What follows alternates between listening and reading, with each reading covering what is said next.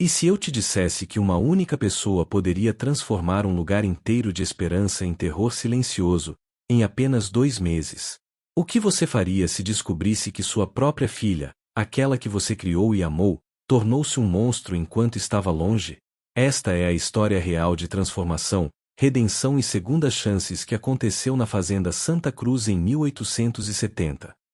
Antes de começarmos essa história emocionante, me conta aqui nos comentários. De que cidade você está assistindo esse vídeo? Quero conhecer cada um de vocês. E se você gosta de histórias impactantes que mexem com suas emoções e te fazem refletir sobre a natureza humana, clica naquele botão de inscrever e ativa o sininho para não perder nenhuma história incrível que eu trago aqui no canal. Agora sim, vamos à história da Fazenda Santa Cruz. O coronel Augusto observava o pôr do sol laranja sobre os cafezais da Fazenda Santa Cruz enquanto caminhava lentamente pelo terreiro. Aos 53 anos, carregava nas costas não apenas o peso da idade, mas também o fardo de decisões que o atormentavam todas as noites. Havia herdado aquela propriedade do pai, junto com todo um sistema que ele nunca havia questionado na juventude, mas que agora o fazia perder o sono. Diferente de outros fazendeiros da região, Augusto tentava, dentro das limitações daquele período histórico injusto, tratar com alguma dignidade as pessoas escravizadas que trabalhavam em suas terras. Garantia alimentação adequada, cuidados médicos básicos e havia até permitido que construíssem uma pequena capela onde podiam manter suas tradições. Não eram atos de bondade, nada poderia justificar a privação da liberdade, mas eram tentativas falhas de aliviar sua própria consciência perturbada. Naquela tarde de março de 1870, uma carruagem atravessou o portão principal levantando poeira vermelha. Era Beatriz, sua filha de 22 anos, que retornava após 5 anos vivendo em Paris com a mãe. O casamento de Augusto havia terminado em separação quando Beatriz tinha apenas 17 anos, e desde então ela havia sido criada pela mãe na Europa, longe daquela realidade brasileira. Augusto sentiu o coração apertar ao ver a jovem mulher descer da carruagem. Ela havia partido uma menina e retornava com a postura elegante e o olhar frio de quem conheceu outro mundo. Usava um vestido azul marinho de última moda parisiense, e seus cabelos castanhos estavam presos em um penteado elaborado. Pai, ela disse, estendendo a mão com formalidade, como se cumprimentasse um estranho. Não houve abraço, não houve calor. Augusto sentiu que algo havia mudado profundamente naquela menina que ele amava, mas não sabia ainda o quão sombria seria essa transformação. A fazenda, que já carregava as manchas indeléveis da escravidão, estava prestes a conhecer um novo tipo de crueldade. Augusto ajudou a filha a descer as malas e observou como ela olhava ao redor com uma mistura de nostalgia e desdém. Está tudo tão rústico, ela comentou com um suspiro. Paris era tão diferente. Augusto engoliu a decepção que sentiu com aquelas palavras. Ele esperava que os anos longe tivessem amadurecido sua filha, talvez até tornado-a mais compassiva. Mas havia algo em seus olhos que o inquietava profundamente, uma frieza que parecia ter se instalado ali, como gelo que não derreteria facilmente. Naquela noite, durante o jantar servido na grande mesa de mogno da sala de jantar, pai e filha conversaram sobre amenidades, mas Augusto não conseguia afastar a sensação de estar diante de uma estranha. A menina doce que ele conhecera havia desaparecido, e em seu lugar estava alguém que ele não conseguia reconhecer completamente. Nas primeiras semanas após o retorno de Beatriz, Augusto dedicou-se completamente a ensinar a filha sobre a administração da fazenda. Levava-a pelos cafezais ao amanhecer, quando o orvalho ainda cobria as plantas e o ar estava fresco e perfumado. Explicava sobre os ciclos de plantio e colheita, sobre como identificar pragas, sobre a importância de manter o solo saudável. Mostrava os livros de contabilidade na biblioteca empoeirada, ensinando-a sobre os aspectos financeiros da propriedade. Mas, principalmente, tentava transmitir-lhe os valores que, tardiamente, havia desenvolvido ao longo de anos de reflexão e remorso. Beatriz, eu sei que o mundo em que vivemos é profundamente injusto, dizia ele enquanto caminhavam entre as fileiras de café. Nasci neste sistema e fui criado para perpetuá-lo sem questionar. Mas há anos venho percebendo que não há justificativa moral para manter seres humanos em cativeiro. Um dia, espero, essa instituição vergonhosa acabará, e precisamos estar preparados para essa mudança inevitável e necessária. Beatriz ouvia em silêncio, com uma expressão indecifrável no rosto. Fazia anotações em seu caderno de couro, mas Augusto não conseguia saber se suas palavras realmente chegavam ao coração da filha ou se eram apenas informações práticas sendo registradas. Augusto apresentou-a às famílias que viviam nas senzalas. Havia João, um homem de 40 anos que era ferreiro habilidoso e cujas mãos fortes podiam criar desde ferramentas delicadas até portões elaborados. Maria, que cuidava da horta e conhecia cada planta medicinal, preparando remédios que haviam salvado muitas vidas. Benedito, cujas histórias sobre a África faziam os olhos das crianças brilharem de fascínio, mantendo vivas tradições ancestrais, e tantos outros, cada um com suas histórias, talentos e sonhos roubados pela crueldade daquele sistema desumano. Trate-os com respeito, instruía Augusto com firmeza. Eles são seres humanos como nós, com as mesmas capacidades, os mesmos sentimentos, as mesmas aspirações. A única diferença é a injustiça que os mantém aqui contra sua vontade. Nunca se esqueça disso. O coronel estava tentando, de forma imperfeita e insuficiente, preparar um futuro diferente. Esperava que sua filha pudesse ser melhor do que ele havia sido, que ela pudesse corrigir os erros de sua geração. Ensinava-lhe também sobre as leis que começavam a mudar, sobre o movimento abolicionista que ganhava força nas cidades, sobre a inevitabilidade e justiça da libertação que viria. Mostrava-lhe artigos de jornal, cartas de abolicionistas, relatórios sobre o progresso da causa. O Brasil está atrasado nisso, Beatriz. Outras nações já abandonaram essa prática bárbara. Nós também precisamos evoluir. Beatriz absorvia tudo com aparente interesse genuíno, fazendo perguntas inteligentes e tomando notas detalhadas em seu caderno. Perguntava sobre aspectos legais, sobre economia, sobre logística. Augusto sentia-se esperançoso, acreditando que sua filha poderia ser uma aliada na transformação que ele sabia ser necessária e urgente. À noite, jantavam juntos na varanda da casa grande, sob a luz suave dos lampiões, e ele compartilhava suas reflexões mais profundas sobre moralidade, justiça e o futuro do Brasil. Falava sobre seus próprios arrependimentos, sobre as noites em que não conseguia dormir pensando nas injustiças que perpetuava. Um dia, filha, esta fazenda será sua.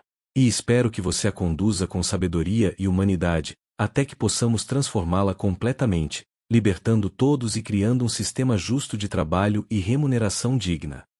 Beatriz sorria e concordava, suas palavras sempre corretas e apropriadas, mas Augusto não conseguia ler o que realmente se passava por trás daqueles olhos escuros. Havia algo na frieza de seu olhar que o inquietava, uma distância emocional que ele atribuía aos anos de separação e à influência da mãe, que sempre havia sido mais pragmática e menos sentimental que ele. O que Augusto não sabia é que estava cultivando uma ilusão perigosa, e que a verdadeira natureza de sua filha logo se revelaria de forma absolutamente devastadora. 2 meses após a chegada de Beatriz, Augusto começou a notar mudanças sutis, mas profundamente perturbadoras, na atmosfera da fazenda. As pessoas escravizadas, que costumavam cumprimentá-lo com um aceno de cabeça quando passava pelas senzalas, agora baixavam os olhos rapidamente, como se tivessem medo de serem vistos. As conversas que antes fluíam naturalmente quando ele se aproximava eram interrompidas abruptamente, substituídas por um silêncio tenso e desconfortável.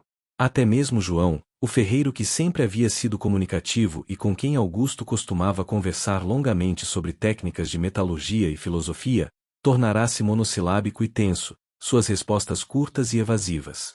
O som dos tambores e cantos que costumava ecoar da capela nas noites de sábado, trazendo vida e alegria mesmo em meio àquela situação opressiva, havia cessado completamente.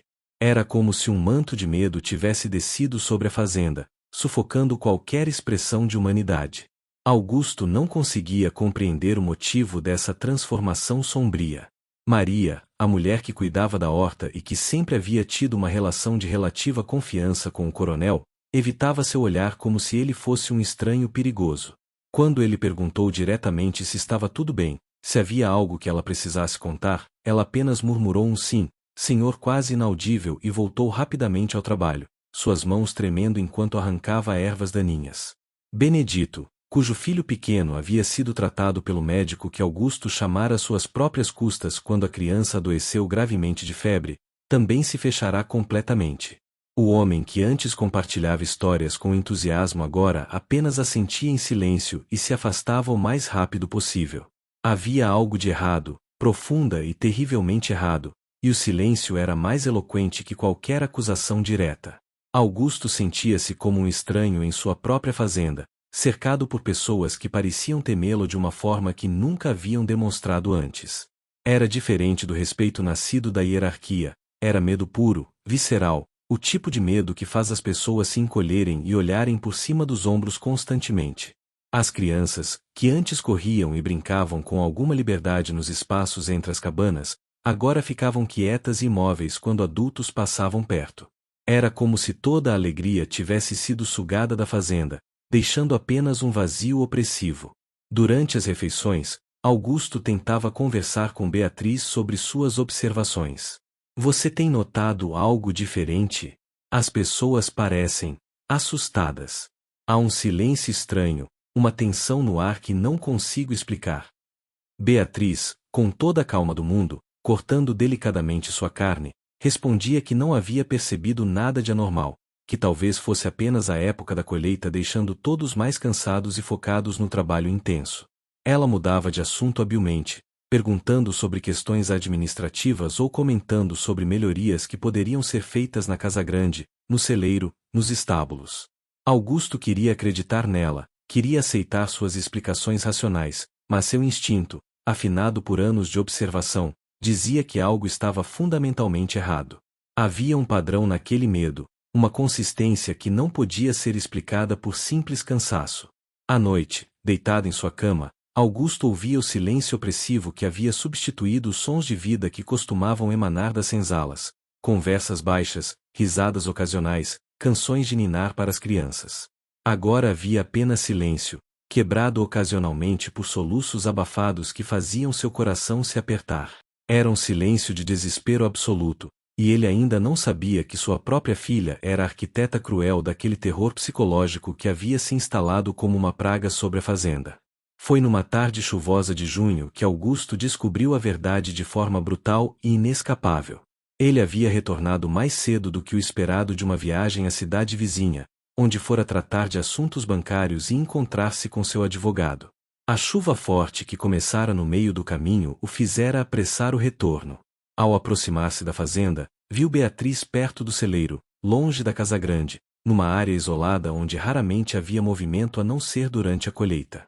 Havia algo em sua postura, ereta, dominadora, ameaçadora, que o fez parar instintivamente e observar de longe, escondido pela cortina de chuva e pela vegetação densa. O que viu fez seu sangue gelar nas veias e seu estômago revirar. Beatriz estava diante de 3 mulheres jovens que tremiam sob a chuva torrencial, encharcadas, abraçando-se em busca de algum conforto.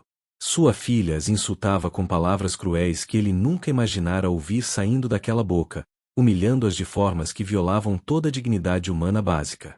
Quando uma delas, reunindo coragem desesperada, tentou responder ou se defender, Beatriz ergueu a mão em ameaça clara, e a jovem encolheu-se imediatamente, cobrindo o rosto com as mãos em gesto de proteção instintiva. Augusto aproximou-se mais, seus passos silenciados pela chuva barulhenta, seu coração batendo tão forte que parecia que explodiria. Conseguiu ouvir Beatriz dizendo com voz fria e calculista: se alguma de vocês contar qualquer coisa ao meu pai, vou garantir que suas famílias sofram consequências terríveis. Vocês sabem que posso fazer isso facilmente. Eu sou a filha do coronel, tenho poder aqui, e ninguém vai acreditar na palavra de escravas contra minha. Quem vocês acham que ele vai escolher, vocês ou sua própria filha? As mulheres choravam em silêncio, completamente subjugadas, seus corpos curvados sob o peso do medo e da humilhação. Era chantagem emocional, era abuso de poder, era uma crueldade que ia além até dos horrores intrínsecos do sistema escravista que Augusto tanto se envergonhava de perpetuar. Beatriz não estava apenas perpetuando a instituição desumana, ela estava adicionando camadas extras de sadismo e manipulação psicológica, usando o medo como instrumento de controle absoluto. Agora voltem ao trabalho, ordenou Beatriz com desprezo visível em cada palavra. E lembrem-se, Silêncio absoluto. Se eu souber que vocês sussurraram uma única palavra, suas crianças vão pagar o preço. Entenderam? As mulheres assentiram freneticamente e correram de volta sob a chuva, tropeçando na lama, desesperadas para escapar daquela presença terrível. Augusto sentiu-se fisicamente enjoado, como se tivesse levado um soco no estômago. Tudo fazia sentido agora: o silêncio crescente, o medo nos olhos das pessoas, a mudança completa de atmosfera na fazenda, a cessação das canções e conversas. Sua filha, a menina que ele amava profundamente e para quem tentará ensinar valores de dignidade humana e compaixão, havia se tornado algo monstruoso, algo que ele não conseguia reconhecer. Pior ainda, ela usava seu nome, sua autoridade como coronel, sua posição de poder para encobrir seus atos terríveis e garantir o silêncio através de ameaças calculadas. Enquanto ele tentava, de forma imperfeita e insuficiente, minimizar o sofrimento inevitável daquele sistema profundamente injusto, sua própria filha multiplicava esse sofrimento deliberadamente, encontrando algum tipo de satisfação perversa no exercício cruel de poder sobre pessoas vulneráveis. Augusto esperou que Beatriz se afastasse, caminhando tranquilamente de volta para Casagrande como se nada tivesse acontecido, e então foi até as mulheres que haviam se refugiado em uma das cabanas. Por favor, disse ele com voz embargada pela emoção, me contem tudo o que está acontecendo. Eu prometo solenemente que não haverá represálias contra vocês ou suas famílias. Eu preciso saber a verdade completa sobre o que minha filha tem feito. Mas o medo estava tão profundamente enraizado, tão visceralmente instalado em seus corações, que as mulheres apenas balançaram a cabeça em negativa desesperada e se afastaram dele, recuando para os cantos escuros da cabana como animais assustados. Augusto ficou ali parado sob a chuva torrencial, a água fria escorrendo por seu rosto, misturando-se com lágrimas amargas de raiva, decepção e uma tristeza tão profunda que parecia não ter fundo. Aquela noite seria longa e atormentada, e uma confrontação inevitável e dolorosa se aproximava como uma tempestade ainda mais violenta que a que caía sobre a fazenda naquele momento sombrio. Augusto esperou Beatriz no escritório, sentado atrás da grande mesa de jacarandá que pertencera a seu pai e a seu avô antes dele. As paredes eram cobertas de estantes repletas de livros que testemunharam gerações de decisões, boas e más. Ele havia acendido apenas uma lamparina, deixando o resto do escritório em penumbra. Quando Beatriz entrou, ainda com as roupas úmidas da chuva e uma expressão de falsa inocência no rosto, encontrou o pai com uma postura que nunca havia visto antes. Costas retas, mandíbula cerrada, olhos brilhando com uma mistura de dor profunda e determinação férrea. Sente-se, ordenou ele com voz controlada mas carregada de autoridade absoluta, e algo em seu tom fez Beatriz obedecer imediatamente, ainda que tentasse manter uma aparência de indiferença. Eu vi o que você fez hoje perto do celeiro. Ouvi cada uma de suas palavras ameaçadoras e cruéis. Por um momento que pareceu se estender por toda a eternidade, o rosto de Beatriz demonstrou surpresa genuína, seus olhos se arregalando ligeiramente. Mas rapidamente ela recompôs-se, assumindo uma expressão de falsa inocência que Augusto reconheceu como sendo herdada da mãe. Pai, eu não sei do que você está falando. Deve ter havido algum mal-entendido. Mas Augusto bateu a mão na mesa com tanta força que tinteiros, penas e documentos pularam, espalhando-se pela superfície polida. Não me insulte com mentiras descaradas, rugiu ele, levantando-se abruptamente. Eu estava lá. Eu vi. Eu ouvi tudo. Durante horas que se estenderam pela madrugada, Augusto confrontou sua filha com evidências, observações, perguntas incisivas. E gradualmente, como uma cebola sendo descascada camada por camada, a verdade completa emergiu como um tumor sendo exposto à luz. Beatriz havia passado os últimos 2 meses exercendo um reinado de terror psicológico meticuloso sobre as pessoas escravizadas da fazenda. Usava seu status privilegiado como filha do coronel para exercer poder absoluto e incontestável, sabendo perfeitamente que ninguém ousaria denunciá-la diretamente. Humilhava por prazer, ameaçava com frieza calculada, forçava pessoas a trabalhos degradantes além de suas funções normais já exaustivas, e usava chantagem emocional sofisticada ao ameaçar separar famílias ou causar castigos indiretos às crianças. Ela havia aprendido a manipular o sistema de forma ainda mais cruel do que ele já era por natureza, adicionando suas próprias camadas de sadismo psicológico. Eles são propriedade, pai! Gritou Beatriz finalmente, deixando cair completamente a máscara de civilidade, seu rosto contorcido em raiva. Por que você age como se fossem nossos iguais? São inferiores. Em Paris, eu aprendi com os círculos aristocráticos que o poder deve ser exercido sem sentimentalismo, que demonstrar misericórdia é sinal de fraqueza. Augusto sentiu-se como se não reconhecesse mais aquela pessoa à sua frente, como se estivesse olhando para uma estranha que usava o rosto de sua filha. Você aprendeu errado. Aprendeu monstruosidades disfarçadas de sofisticação. Ele levantou-se, tremendo de raiva e tristeza em proporções iguais, suas mãos cerradas em punhos. Eles não são propriedade, são seres humanos com almas, sentimentos, direitos que lhes foram roubados. Este sistema desumano já é suficientemente terrível, uma mácula em nossa sociedade, sem que você adicione suas próprias crueldades gratuitas. Beatriz riu com amargura cortante, um som sem alegria que ecoou pelas paredes do escritório. Você é um hipócrita monumental, pai. Você os mantém presos contra sua vontade, rouba-lhes a liberdade mais básica, lucra com seu trabalho forçado, mas quer se sentir moralmente superior porque os trata com bondade. A escravidão é intrinsecamente cruel por sua própria natureza, e você é parte integral dela. Você não é melhor que eu, apenas mais covarde em admitir o que realmente é. Aquelas palavras acertaram Augusto como facas afiadas, penetrando profundamente porque havia verdade dolorosa nelas. Sim, ele era cúmplice daquele sistema terrível e desumano. Sim, ele era parte do problema. Mas isso não justificava absolutamente nada do que ela havia feito. Você está certa em uma coisa, disse Augusto com voz baixa mas firme como pedra. Eu sou cúmplice de um sistema terrível que mancha a alma de nossa nação. Nasci nele e fui covarde demais para desafiá-lo completamente, para libertá-los todos imediatamente como deveria.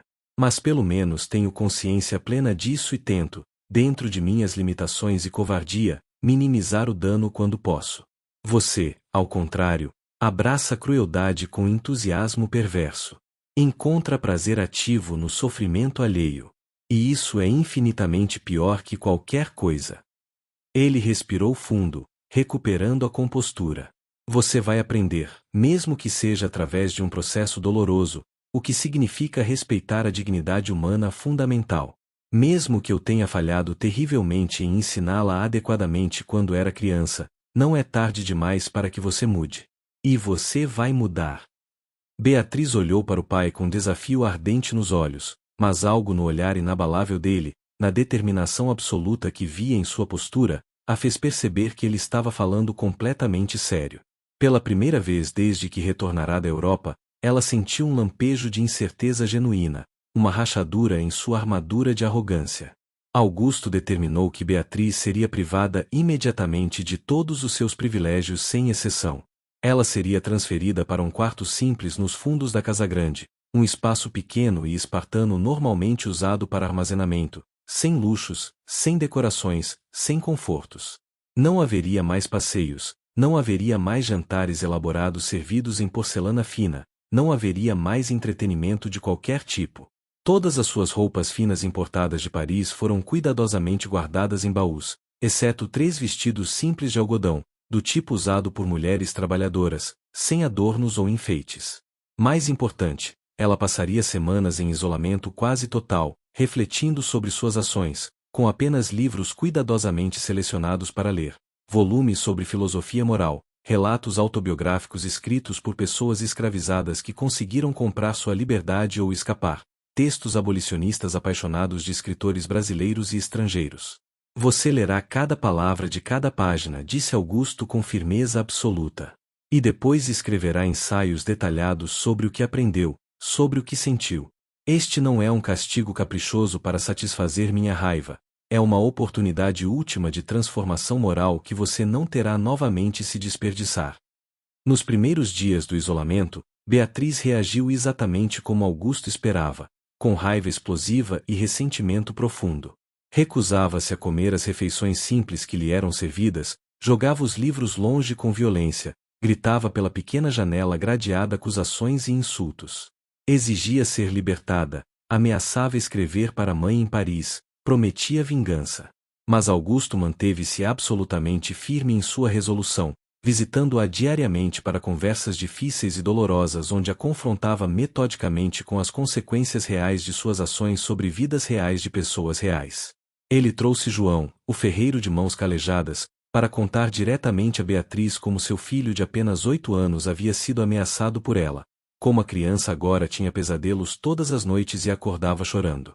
Trouxe Maria para descrever em detalhes as humilhações específicas que sofrerá, como havia sido forçada a se ajoelhar na lama enquanto Beatriz a insultava, como ainda sentia vergonha profunda. Um por um, ao longo de semanas agonizantes, as histórias se acumulavam como pedras sendo empilhadas, e Beatriz foi forçada a ouvir cada palavra, a confrontar o peso real de suas ações sobre vidas concretas, não abstrações. As lágrimas vieram na segunda semana, primeiro de autopiedade pura e simples, lágrimas de raiva por estar sendo punida. Mas depois, gradualmente, algo começou a mudar. As lágrimas se tornaram diferentes, mais profundas, nascidas de algo mais verdadeiro, vergonha genuína começando a brotar como uma semente dolorosa.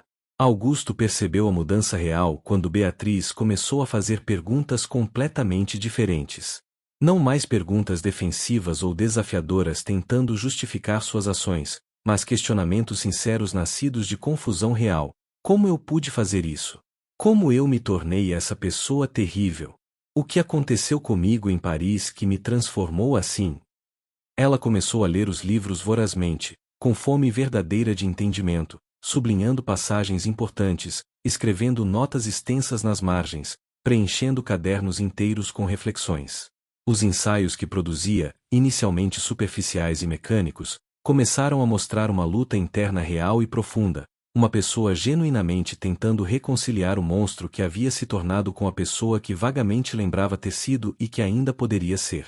Pai, ela disse numa noite particularmente difícil, sua voz embargada e olhos vermelhos de chorar. Eu acho que em Paris, vivendo longe daqui, longe da realidade concreta, eu criei uma visão completamente distorcida do mundo e do meu lugar nele. Minha mãe e seus amigos aristocratas sempre falavam sobre poder e status como se fossem as únicas coisas que importavam na vida. E eu assumi cegamente que demonstrar poder sem restrições era sinal de força e superioridade. Mas agora percebo que era apenas covardia disfarçada de sofisticação, crueldade mascarada como privilégio. Augusto abraçou sua filha pela primeira vez desde seu retorno àquela fazenda, e ambos choraram juntos por longo tempo, suas lágrimas misturando-se enquanto anos de separação e mágoa começavam lentamente a se curar. O reconhecimento é o primeiro passo essencial, disse ele suavemente, acariciando seus cabelos como fazia quando ela era pequena. Mas não é de forma alguma suficiente. Você precisa fazer muito mais do que entender intelectualmente o que fez. Precisa agir concretamente para tentar reparar o que fez, sabendo que algumas feridas podem nunca cicatrizar completamente. Beatriz concordou com fervor, e pela primeira vez em meses que pareciam anos, Augusto viu um lampejo genuíno da menina bondosa e sensível que ela havia sido antes de partir para a Europa. Mas o caminho da redenção verdadeira seria longo, tortuoso e extremamente difícil, e o próximo passo seria o mais humilhante e necessário de todos. Enfrentar cara a cara aqueles a quem ela havia ferido tão profundamente e pedir perdão, não esperando recebê-lo como se fosse um direito, mas oferecendo humildemente como reconhecimento de sua humanidade plena e de sua própria culpa inescapável. Numa manhã clara de agosto, com o céu azul limpo e o ar ainda fresco, Augusto levou Beatriz até a área central onde ficavam as cabanas das famílias escravizadas.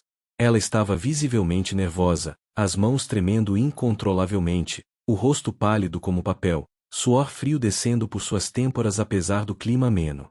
Havia passado semanas se preparando mentalmente para aquele momento aterrorizante, escrevendo e reescrevendo o que diria, mas agora percebia que nenhuma preparação jamais seria suficiente.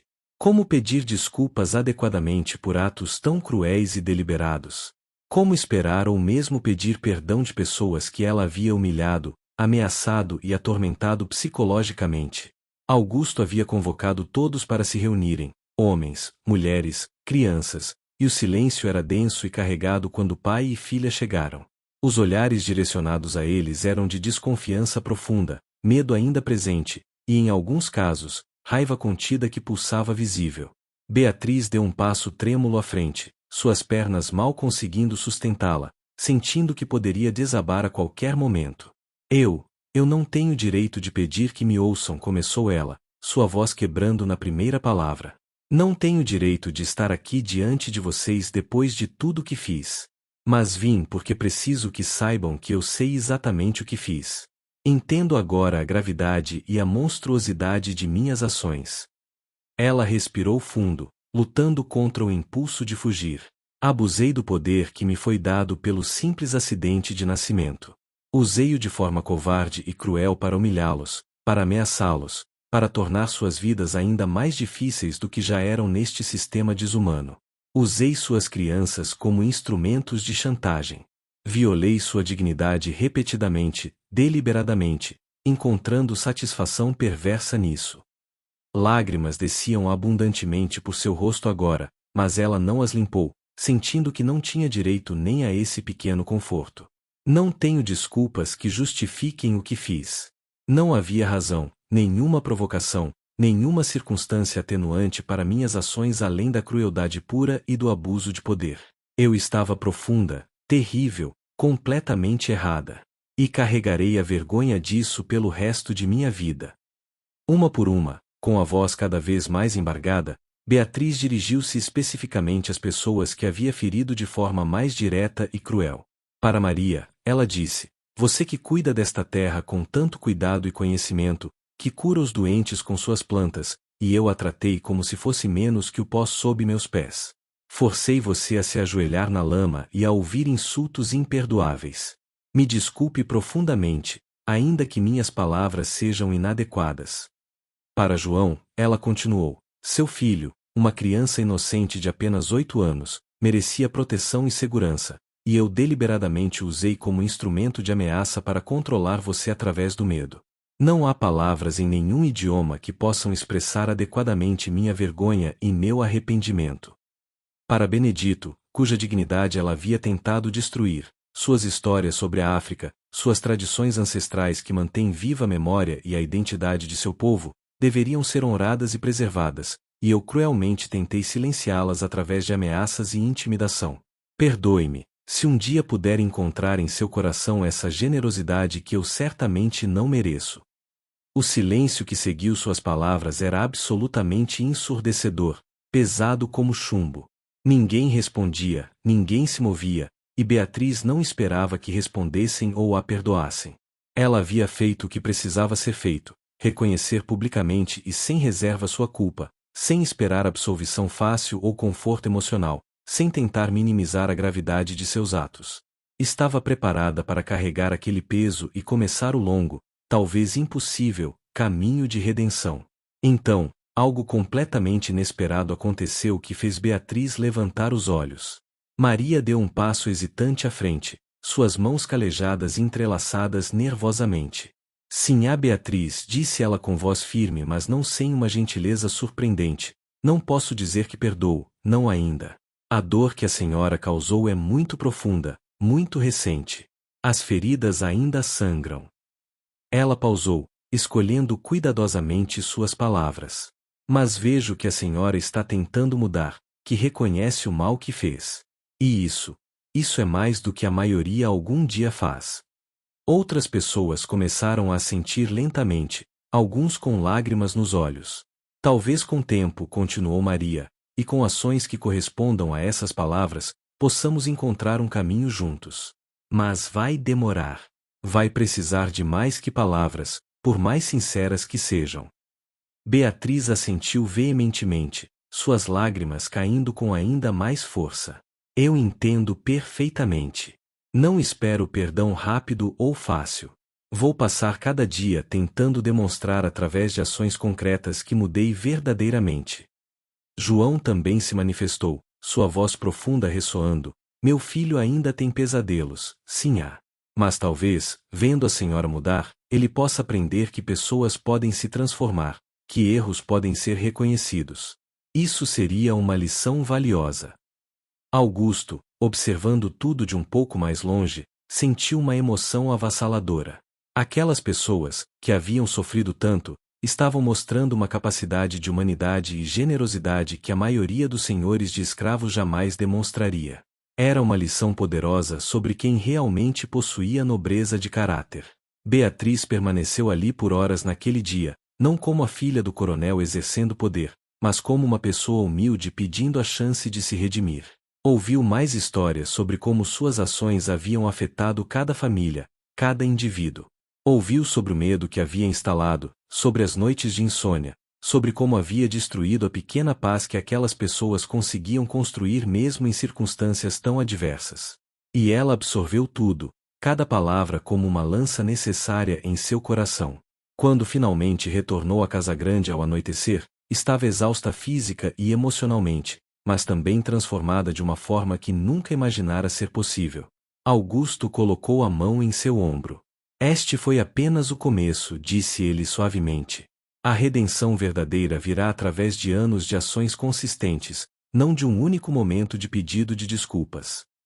Os meses que se seguiram trouxeram mudanças profundas e visíveis para a fazenda Santa Cruz. Beatriz acordava antes do amanhecer todos os dias, e em vez de permanecer na casa grande, ia trabalhar lado a lado com as pessoas que havia maltratado. Ajudava Maria na horta, aprendendo sobre cada planta, sujando suas mãos que antes eram mantidas perfeitamente limpas e manicuradas. Auxiliava João na forja, carregando ferramentas pesadas, sentindo o calor brutal do fogo, compreendendo fisicamente a dureza do trabalho que antes desprezara. Sentava-se com Benedito e as crianças, ouvindo atentamente as histórias ancestrais, tomando notas respeitosas, ajudando a preservar aquelas narrativas preciosas. Quando alguém adoecia, ela estava lá ajudando a cuidar, preparando chás medicinais sob orientação, limpando feridas, mantendo vigília durante noites longas. Não fazia isso para exibição ou para ser vista pelo pai, fazia porque havia entendido profundamente que aquelas eram pessoas, seres humanos completos com valor intrínseco, não propriedades ou objetos para seu uso. Augusto observava a transformação de sua filha com uma mistura de orgulho cauteloso e tristeza persistente. Orgulho porque via mudança genuína, tristeza porque aquela mudança havia vindo tarde demais para prevenir tanto sofrimento, e porque ele próprio reconhecia suas falhas como pai e como homem preso em um sistema corrupto. Ele também havia começado sua própria transformação mais radical. Começou a estudar formas de transformar a fazenda gradualmente, consultando advogados sobre como poderia legalmente libertar as pessoas escravizadas e estabelecer um sistema de trabalho assalariado justo. Sabia que enfrentaria a oposição feroz de outros fazendeiros, talvez até ostracismo social completo, mas não se importava mais. Sua consciência não permitia mais que continuasse perpetuando aquela injustiça. Conversava longamente com João, com Benedito, com Maria e outros, perguntando suas opiniões sobre como uma transição poderia ser feita de forma que realmente beneficiasse aqueles que haviam sofrido por tanto tempo. As conversas eram difíceis, carregadas com a desconfiança justificada de pessoas que haviam aprendido duramente que promessas de senhores raramente se concretizavam. Mas aos poucos, vendo ações concretas em vez de apenas palavras bonitas, começou a se formar uma confiança frágil. Augusto começou a pagar salários modestos às pessoas, ainda dentro dos limites da lei, acumulando fundos que seriam deles quando a liberdade legal finalmente chegasse. Melhorou dramaticamente as condições de moradia, construindo casas decentes em vez de senzalas degradantes. Garantiu que todas as crianças tivessem acesso à educação básica, contratando um professor que vinha 3 vezes por semana da cidade. Eram passos imperfeitos, mas eram passos reais em direção à justiça. Beatriz participava ativamente de todos esses esforços, usando sua educação europeia não para oprimir, mas para ajudar, ensinando leitura e escrita, ajudando com cálculos matemáticos, compartilhando conhecimento em vez de escondê-lo como instrumento de poder. 1 ano após aquele dia terrível da descoberta, a atmosfera na fazenda Santa Cruz havia mudado completamente. Os sons voltaram, risadas de crianças brincando, conversas animadas ao final do dia, cantos na capela aos sábados que faziam o coração de Augusto se apertar de emoção. O medo havia sido gradualmente substituído por algo mais parecido com esperança cautelosa. Beatriz, bronzeada pelo sol e com calos nas mãos, estava sentada com um grupo de mulheres ajudando a preparar vegetais para o jantar. Maria estava contando uma história engraçada sobre uma galinha teimosa, e todas riam, inclusive Beatriz. Era um momento simples, quase banal, mas profundamente significativo. Ela não era mais vista como a filha cruel do coronel, era vista como alguém que havia cometido erros terríveis mas estava genuinamente tentando se redimir. O perdão ainda não era completo, mas havia aceitação crescente de sua presença e reconhecimento de seus esforços sinceros. João aproximou-se de Augusto numa tarde enquanto o coronel observava os cafezais. Senhor, disse ele, e havia algo diferente em seu tom, não submissão, mas respeito nascido de reconhecimento mútuo. Queria dizer que, eu vejo o que o senhor e a sinhá Beatriz estão tentando fazer. Não apaga o passado, não faz desaparecer os anos de sofrimento. Mas importa. Faz diferença ver que mudança é possível, mesmo que lenta. Augusto sentiu lágrimas quentes em seus olhos. João, eu não posso devolver os anos roubados de você e de todos aqui. Não posso desfazer o mal que meu pai fez, que eu fiz, que minha filha fez. Mas posso tentar garantir que o futuro seja diferente. E vou lutar por isso até meu último suspiro. João assentiu lentamente. Então lutaremos juntos, Senhor. Porque o futuro pertence às nossas crianças, e elas merecem algo melhor que isso. Naquela noite, durante o jantar, Augusto e Beatriz conversavam sobre os planos para o futuro. Documentos legais estavam sendo preparados. Contatos com o movimento abolicionista haviam sido estabelecidos. A transformação da Fazenda Santa Cruz em algo fundamentalmente diferente estava em andamento. Pai, disse Beatriz, segurando a mão calejada de seu pai com suas próprias mãos agora também marcadas pelo trabalho, eu nunca poderei apagar completamente o que fiz. Mas posso passar o resto da minha vida tentando construir algo melhor sobre as cinzas daquele erro terrível. Augusto apertou a mão da filha com força. Isso é tudo que qualquer um de nós pode fazer, minha filha. Reconhecer nossos erros, aprender com eles, e trabalhar incansavelmente para criar justiça onde antes havia opressão. Ele olhou pela janela para a fazenda que se estendia sob o céu estrelado. Este lugar carrega cicatrizes que nunca desaparecerão completamente. Mas talvez, com esforço genuíno e tempo, possamos transformá-lo de um lugar de sofrimento em um lugar de dignidade e oportunidade para todos. Não como redenção completa, porque algumas coisas são pesadas demais para serem completamente redimidas, mas como um testemunho de que mudança é possível quando reconhecemos nossa humanidade compartilhada. Beatriz assentiu, olhando para suas mãos transformadas. E eu passarei cada dia do resto da minha vida honrando as pessoas que generosamente me deram uma chance de mudar, mesmo quando eu não merecia. Suas lições sobre dignidade, perdão e humanidade são infinitamente mais valiosas que qualquer coisa que aprendi em Paris. A história da Fazenda Santa Cruz tornou-se, com o tempo, uma história sobre a possibilidade de transformação, não fácil, não rápida, não sem dor e dificuldade imensuráveis, mas possível. Anos depois, quando a abolição finalmente veio para todo o Brasil, aquela fazenda já havia se transformado em uma comunidade onde pessoas trabalhavam por salários justos, onde crianças iam à escola, onde a dignidade humana era o valor central. Augusto não viveu para ver esse dia, mas morreu sabendo que havia finalmente feito algo correto. Beatriz continuou o trabalho, dedicando sua vida inteira a reparar o dano que havia causado e a garantir que as gerações futuras conhecessem tanto os horrores do passado quanto as possibilidades de redenção através de ação genuína. E as pessoas que haviam sofrido tanto ensinaram a seus filhos e netos sobre a importância do perdão não como fraqueza, mas como força, e sobre como até mesmo dos momentos mais sombrios pode nascer luz se houver coragem para mudar. A fazenda permaneceu como testemunho vivo de que reconhecer erros e trabalhar incansavelmente para corrigi-los, ainda que imperfeitamente, é sempre possível e sempre necessário.